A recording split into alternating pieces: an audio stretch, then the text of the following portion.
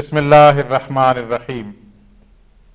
آپ کا میزبان ڈاکٹر عبدالباسط مجاہد، سیرت چیئر علامہ اقبال اوپن یونیورسٹی کی ٹی وی سیریز جو کہ حضرت محمد صلی اللہ علیہ وآلہ وسلم بطور رہنمائے انسانیت کے حوالے سے کی جا رہی ہے، کہ آج کے پروگرام کے ساتھ حاضر خدمت۔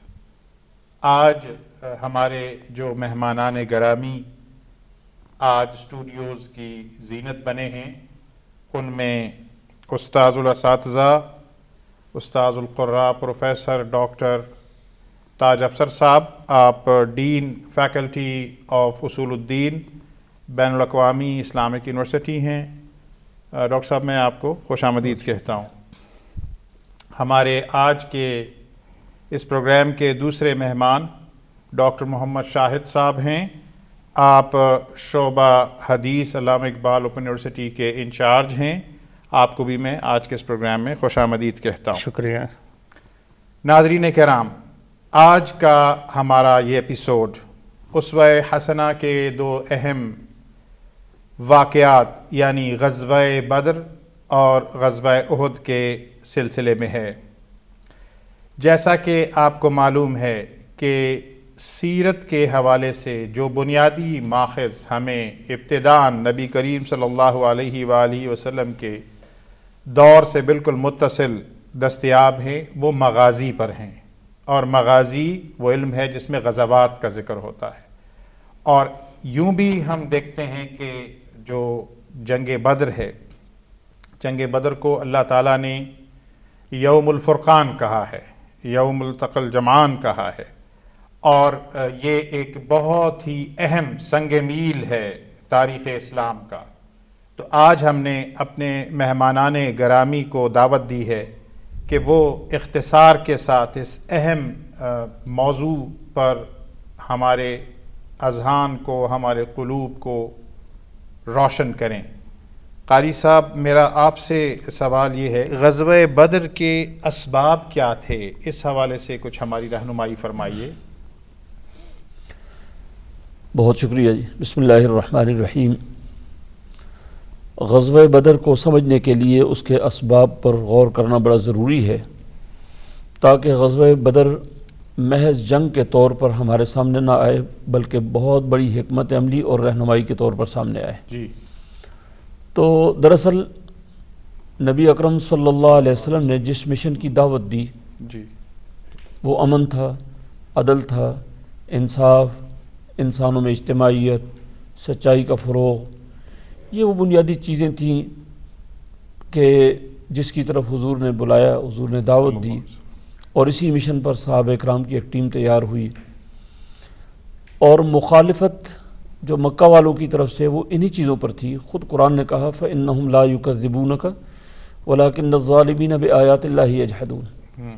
اے محمد صلی اللہ علیہ وسلم، آپ کو بطور محمد کے نہیں جھٹلاتے، آپ تو ان کے بھتیجے ہیں، رشتہ دار ہیں، آپ پر امین اور صادق کا یہ اطلاق کرتے ہیں اور اعتماد کرتے ہیں۔ اصل بات یہ ہے کہ جو اللہ کا مشن ہے جس کے آپ حامل ہیں، ان کی ضد اس مشن کے ساتھ ہے، اور وہ مشن یہی تھا، انسانیت کا فروغ، ظلم کا خاتمہ، عدل کا فروغ وغیرہ۔ تو رسول اللہ صلی اللہ علیہ وسلم نے جب مدینہ منورہ ہجرت فرمائی، یثرب ہجرت فرمائی، تو آپ نے انہی نظریات کی اساس پر ایک سوسائٹی قائم کی۔ جی۔ مدینہ منورہ کو ایک ریاست کے طور پر ڈکلیئر کیا، اور اس میں میثاق مدینہ کیا کہ جس میں جتنے بھی مدینہ کے رہنے والے لوگ تھے، کوئی بھی ان کا مذہب تھا، مشرک تھے اوس اور خزرج کے، یا مسلمان تھے یا یہودی تھے، یہ تین بڑے لوگ وہاں آباد تھے۔ جی۔ جی۔ تو تینوں کے اندر ایک اجتماعیت پیدا کی، بقائے باہمی کا ایک معاہدہ کیا، اور وطن کے دفاع کے لیے رسول اللہ صلی اللہ علیہ وسلم نے سب سے معاہدہ لیا۔ جی۔ تمام کے باہمی حقوق محفوظ کیے، مواخات کے ذریعے سے ایک معاشی عدل اور انصاف قائم کیا، وہ جو تفریق تھی اس کو ختم کیا وطنی بنیادوں پر، ایک قسم کا دفاعی معاہدہ جس کو میثاق مدینہ کہا جاتا ہے۔ تو یہ ساری چیزیں مکہ والوں کی نظر میں کھٹک رہی تھیں، اس لیے مختلف قسم کی ان کی شرارتیں رہیں۔ چنانچہ جو واقعات اسباب کے ضمن میں آتے ہیں سب سے پہلی بات تو یہ ہے کہ مکہ والوں نے عبداللہ بن ربیع کو خط لکھا اور خط یہ لکھا کہ آپ محمد کے خلاف صلی اللہ علیہ وسلم ان کے خلاف ہمارا ساتھ دیں، چونکہ یہاں سے یہ ان کے بقول یہاں سے گئے ہوئے ہیں، بھاگے ہوئے ہیں، اور تم نے ان کو ٹھکانہ دیا ہے تو ہمارا ساتھ دیں۔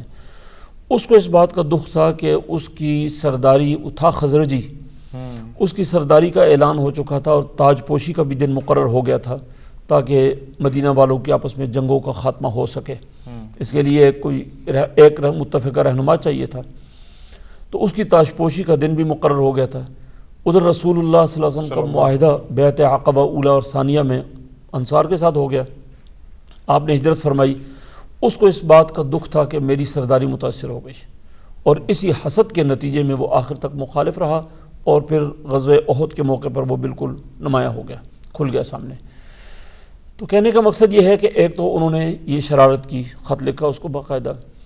دوسرا حضرت سعد بن معاذ رضی اللہ تعالیٰ عنہ جو اوس کے سردار تھے، وہ مکہ مکرمہ تشریف لے گئے، امیہ بن خلف کے مہمان تھے، طواف کر رہے تھے دوپہر کے وقت، تو ابو جہل نے ان کو مخاطب ہو کر بڑے سخت الفاظ میں کہا کہ تم نے محمد کو پناہ دی ہے، تمہارا اور ہمارا آپس میں قضا تعلق ہے۔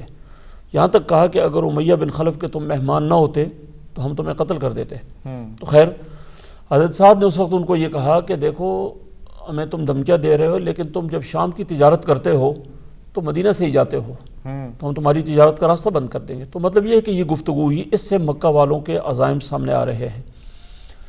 پھر اس کے بعد انہوں نے مشورہ کیا دارالندوہ میں کہ ہم شام کا سفر کریں گے، تجارتی سفر، اور اس کی جتنی بھی آمدن ہوگی وہ ساری کی ساری مدینہ کے خلاف ہم نے استعمال کرنی ہے۔ تو گویا بظاہر تجارتی سفر تھا لیکن وہ بھی ایک جنگی سفر تھا۔ تو یہ وہ اسباب تھے جس کی وجہ سے رسول اللہ صلی اللہ علیہ وسلم کو یہ فیصلہ کرنا پڑا مدینہ منورہ کی اس ریاست کی حفاظت کے حوالے سے کہ اب اس کا دفاع کیا جائے، اور پھر حضور صلی اللہ علیہ وسلم نے وہ کام کیا جو آگے غزوہ بدر کی تفصیلات کے اندر چیزیں آتی ہیں۔ جی یقیناً ماشاءاللہ ڈاکٹر صاحب آپ نے بہت ہی اختصار کے ساتھ اور اس کا سارا بیک گراؤنڈ ہمارے سامنے واضح کیا۔ ڈاکٹر شاہد صاحب میں آپ سے یہ جاننا چاہوں گا کہ آپ ہمیں یہ بتائیے کہ جو چیدہ واقعات ہیں جنگ بدر کے، اور اس کو پھر اس کے جو اثرات منتج ہوئے ہیں اور ہم کیا سبق لے سکتے ہیں غزوہ بدر کے حوالے سے، ان باتوں پر کچھ روشنی ڈالیے۔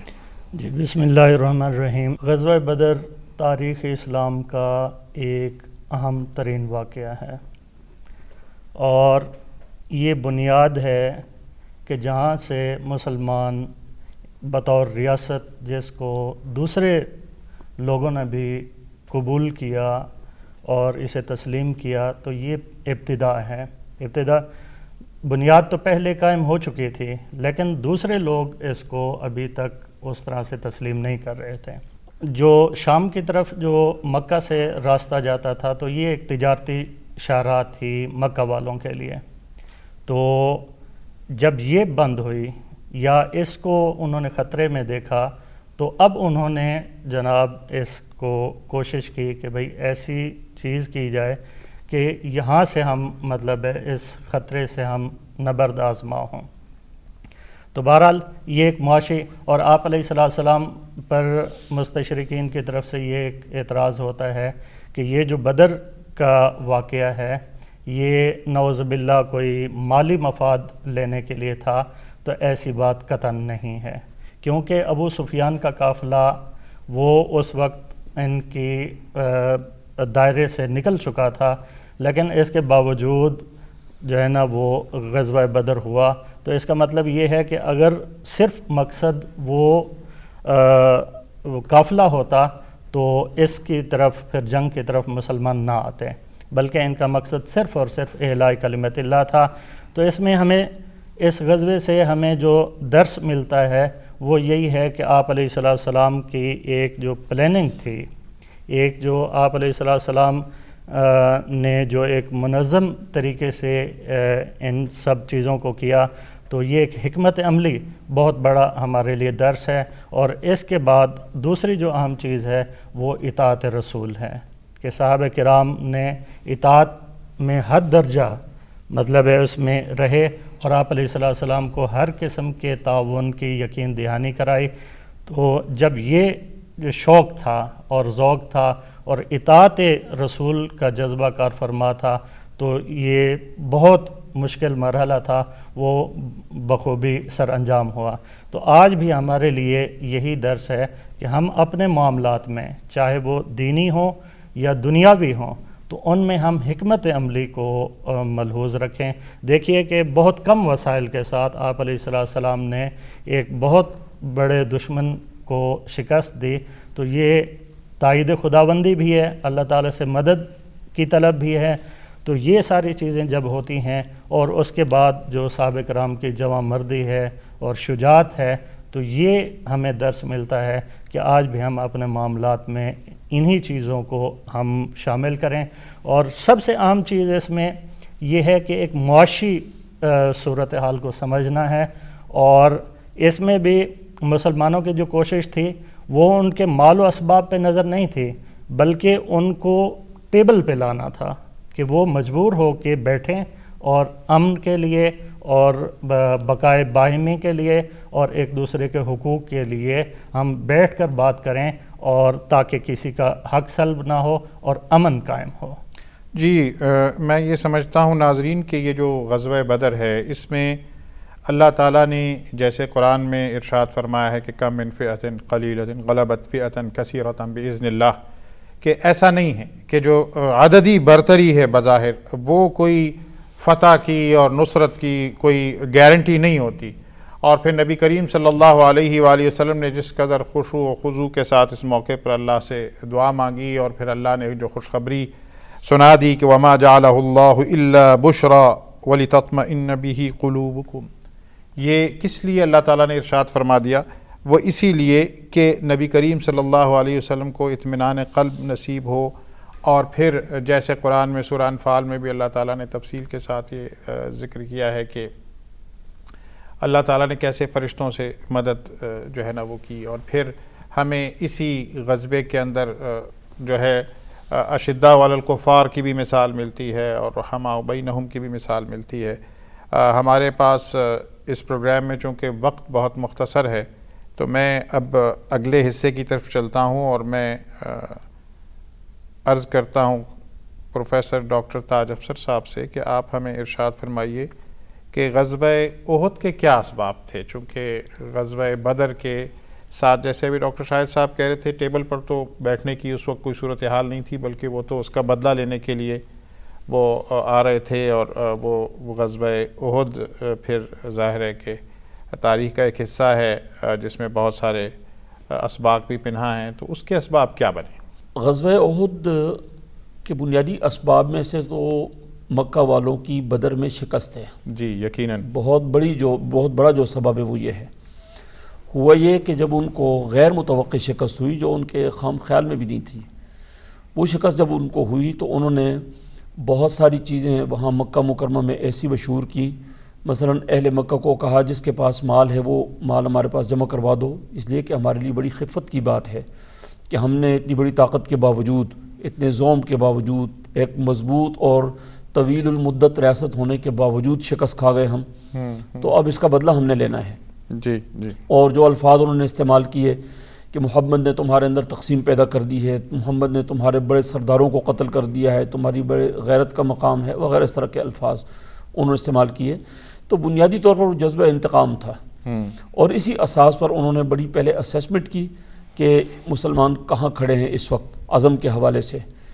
تو رسول اللہ صلی اللہ علیہ وسلم کے بعد جب ساری اطلاعات پہنچی تو حضور صلی اللہ علیہ وسلم نے ایک اجتماع بلایا شورا کا، اس میں حضرت ابوبکر صدیق رضی اللہ تعالیٰ عنہ نے خطاب کیا، حضرت عمر نے خطاب کیا، حضرت مقداد بن عمر نے خطاب کیا، سب حضرات نے خطاب کر کے حضور صلی اللہ علیہ وسلم کو اپنی پوری وفاداری کا اور کمٹمنٹ کا یقین دلایا۔ رسول اللہ صلی اللہ علیہ وسلم کے سامنے دو فیصلے تھے، ایک یہ تھا کہ مدینہ کے باہر جا کر جنگ لڑی جائے، اور ایک یہ ہے کہ مدینہ کے اندر رہ کر دفاع کیا جائے۔ خود رسول اللہ صلی اللہ علیہ وسلم کا رجحان اس طرف تھا، لیکن چونکہ صحابہ کی رائے یہ تھی کہ باہر جایا جائے تو اکثریتی رائے پر حضور نے فیصلہ کیا، باہر تشریف لے گئے، تو وہاں پھر وہ جنگ ہوئی۔ تو دراصل اس کا جو بڑا سبب، یعنی سبب الاسباب جو ہے وہ یہ ہے کہ ان کا وہ انتقامی جذبہ، اور اسی کے تناظر میں ساری کارروائی، اور ریاست مدینہ کو یعنی خدا نخواستہ توڑنا، نقصان پہنچانا، قتل عام کرنا، اس کے لیے انہوں نے نفسیاتی حربے بھی استعمال کیے. یہ وہ بنیادی اسباب تھے غزوہ احد کا جو ذریعہ بنے.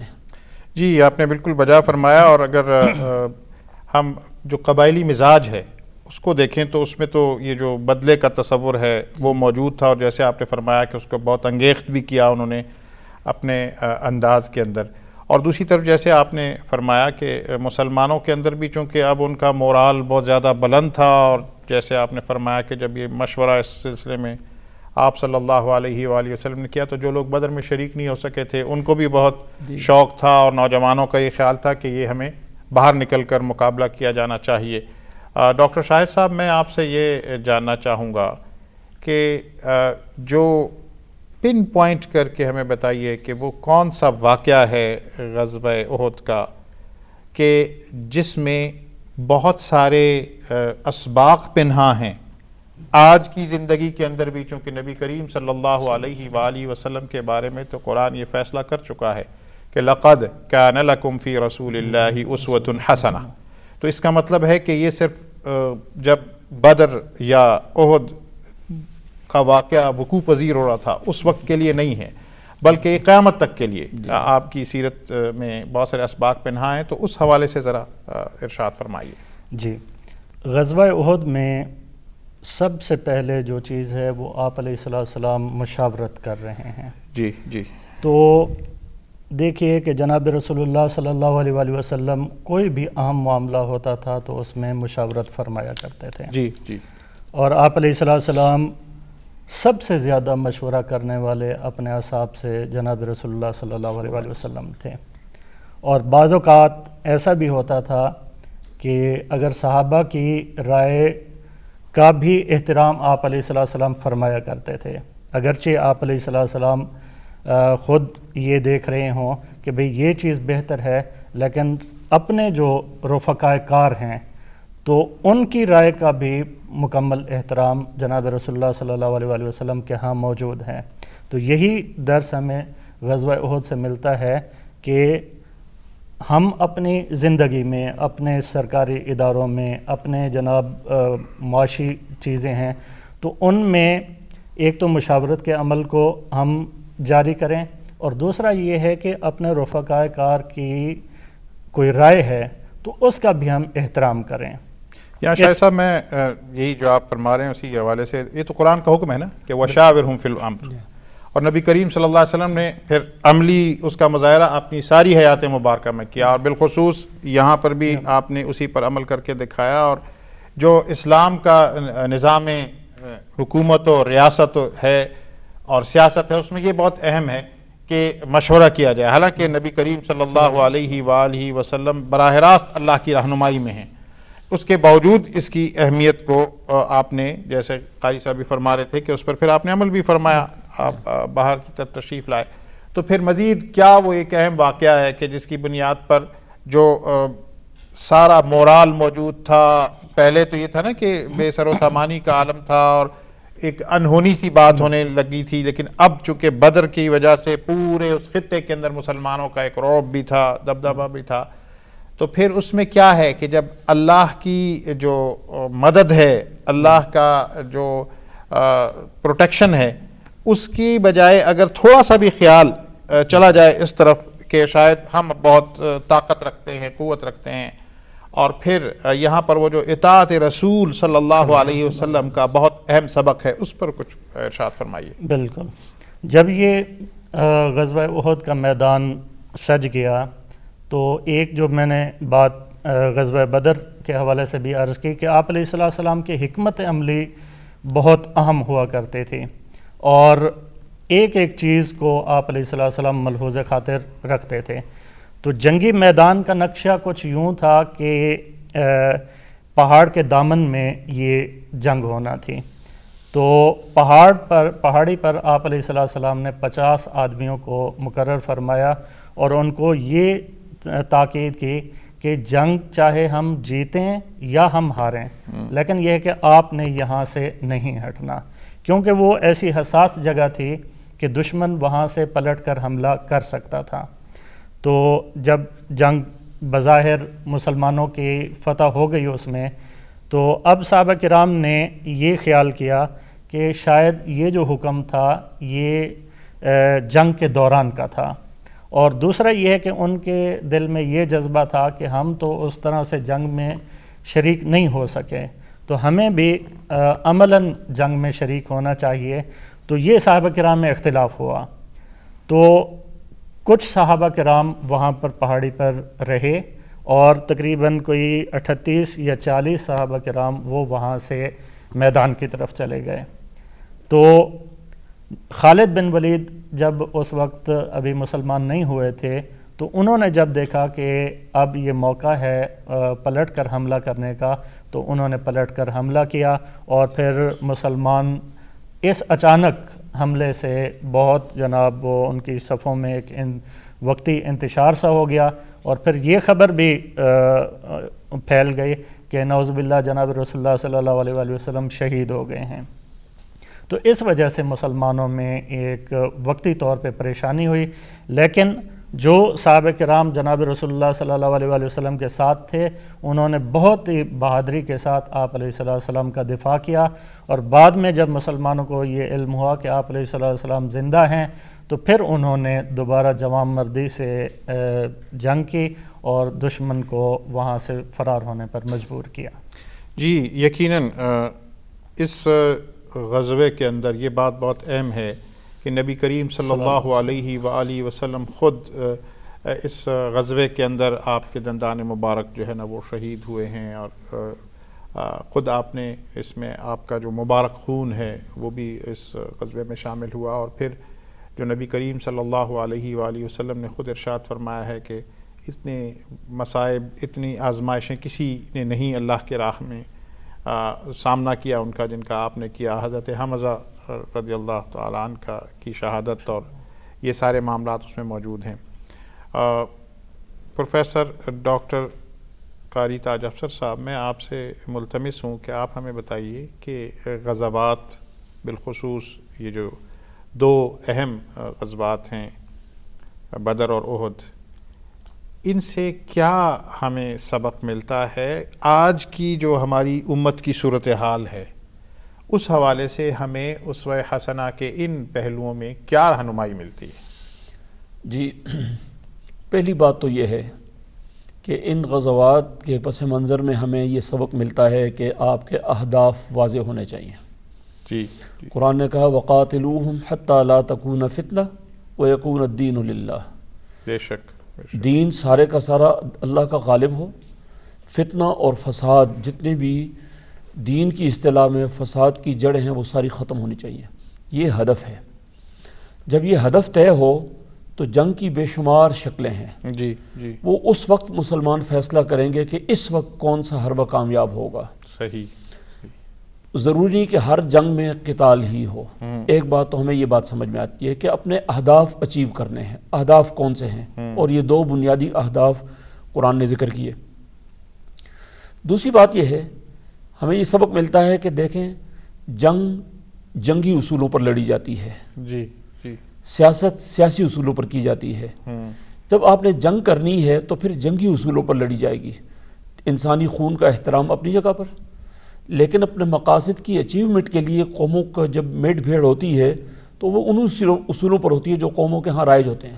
جی اس میں جاسوسی کرنا، اس میں حالات کا تجزیہ کرنا. خود رسول اللہ صلی اللہ علیہ وسلم نے غزوہ بدر سے پہلے بھی جب 2-3 آدمی گرفتار ہو کر آئے، حضور صلی اللہ علیہ وسلم نماز ادا فرما رہے تھے، تو جب سلام پھیرا تو ان سے پوچھا یہ بتاؤ کہ قریش کے کتنے لوگ ہیں؟ تو اس نے کہا مجھے نہیں پتہ، ہے بہت زیادہ ہیں. تو حضور صلی اللہ علیہ وسلم نے فرمایا یہ بتاؤ کہ روزانہ کتنے اونٹ ذبح ہوتے ہیں؟ انہوں نے کہا ایک دن 9 ذبح ہوتے ہیں، دوسرے دن 10 ذبح ہوتے ہیں. تو حضور صلی اللہ علیہ وسلم نے فرمایا کہ 900 سے 1000 کا لشکر ہے. تو یہ عقلی اپروچ، شعور اور فہم اس بنیاد پر کہ دشمن کی سازشوں کو سمجھنا اور دشمن کی چالوں کو سمجھنا یہ بڑا ضروری ہے. تیسرا جو سبق ملتا ہے وہ ہے ڈسپلن.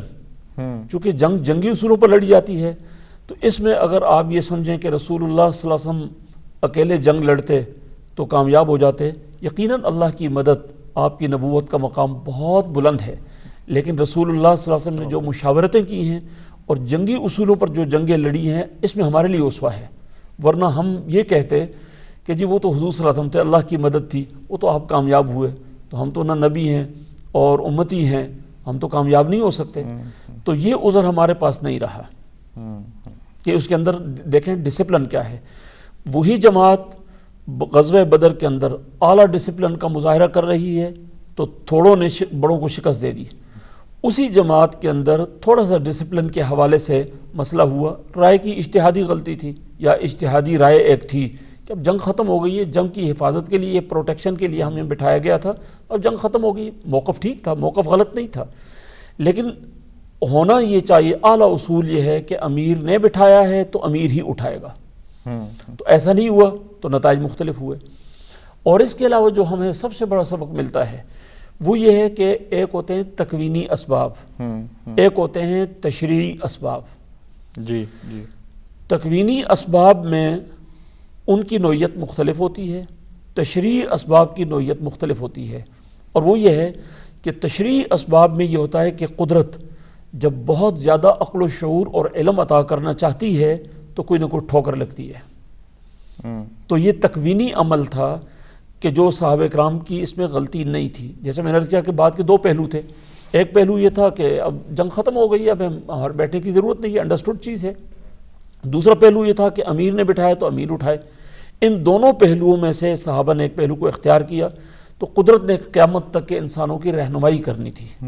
تو یہ تکوینی عمل تھا، اس لیے اس میں صحابہ کی غلطی کہنا مناسب نہیں ہے. اس جماعت کی کوئی غلطی نہیں تھی، لیکن ایک تکوینی عمل تھا جس کے اوپر تشریعی اسباب مرتب ہوئے اور ہمارے لیے ایک رہنمائی نازل ہوئی.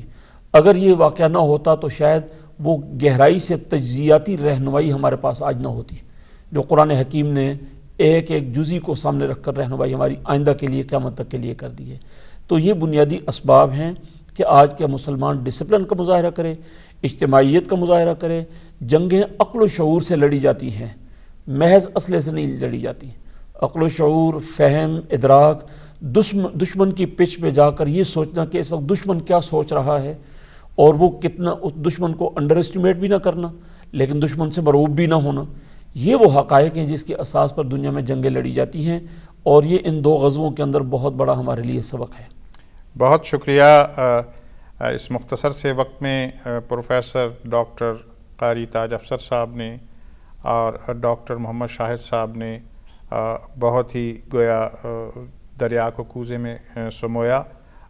ناظرین کرام، اس کے ساتھ ہی ہمارے آج کے اس ایپیسوڈ کا وقت ختم ہوتا ہے.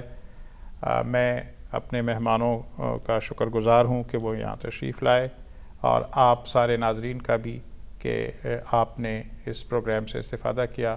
اس کے ساتھ ہی اپنے میزبان ڈاکٹر عبدالباسط مجاہد کو دیجیے اجازت. اللہ نگہبان.